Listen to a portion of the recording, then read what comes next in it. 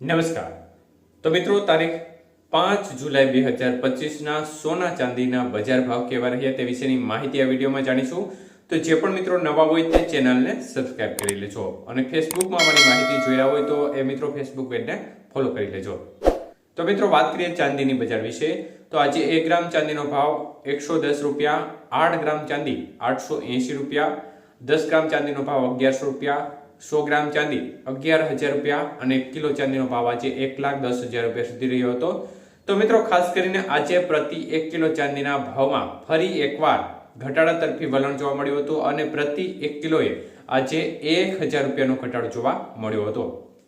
તો વાત કરીએ આજના 22 કે સોનાના ભાવ વિશે તો 1 ગ્રામ સોનાનો ભાવ આજે 9,055 રૂપિયા, 8 ગ્રામ સોનાનો ભાવ આજે 72,440 રૂપિયા, 10 ગ્રામ સોનું 90,550 રૂપિયા અને 100 ગ્રામ સોનાનો ભાવ 9,05,500 રૂપિયા સુધી રહ્યો હતો.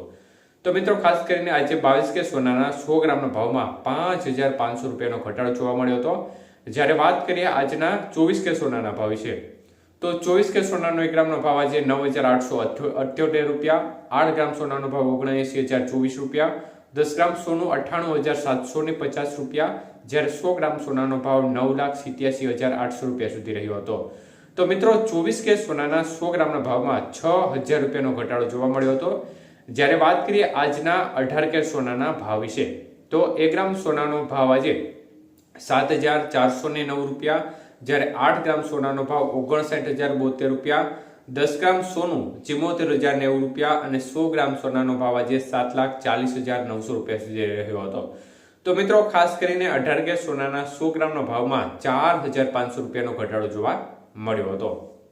તો મિત્રો, છેલ્લા 3 દિવસની આપણે સ્થિતિ જોવા જઈએ તો બજાર છે તે એક ધારી ફરીથી વધી રહી હતી. એનું મુખ્ય કારણ એ હતું કે જે યુદ્ધ છે તે એક પ્રકારે સ્થિર થઈ ગયું છે. બંને દેશો વચ્ચે જે એકબીજા ઉપર હુમલા થતા હતા તેમાં રોકાણ મતલબ કે બંને દેશોએ હુમલા છે તે રોકી દીધા છે, જેને પરિણામે ફરીથી રોકાણકારોમાં એક પ્રકારે ખરીદવાની થોડી જે શક્યતાઓ હતી ખરીદી વધવાની તે પ્રકારની ખરીદીમાં ધીમે ધીમે આંશિક વધારો થયો હતો, જેને પરિણામે બજારમાં ઉછાળ જોવા મળી રહ્યો છે.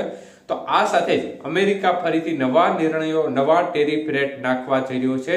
ત્યારે આજે ડોનાલ્ડ ટ્રમ્પ ફરીથી આગામી સમયમાં નવા જે ટેરિફ રેટ છે તે વધારવાની જાહેરાત કરશે અને કયા દેશ ઉપર કેટલો ટેરિફ નાખવો તે બાબતની જાહેરાત કરશે.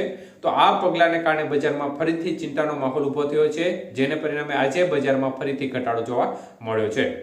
તો વિવિધ પરિસ્થિતિઓને આધીન સોનાની બજારમાં આ પ્રકારના જે થતા ફેરફારો હોય છે તે મુખ્યત્વે અસર કરતા રહેતા હોય છે. ત્યારે ડોલર સામે રૂપિયો છે તે પણ મજબૂત થયેલો જોવા મળી રહ્યો છે. આજે પણ ડોલર સામે રૂપિયાનું મૂલ્ય 85 રૂપિયા 38 પૈસા નજીક જોવા મળી રહ્યો છે.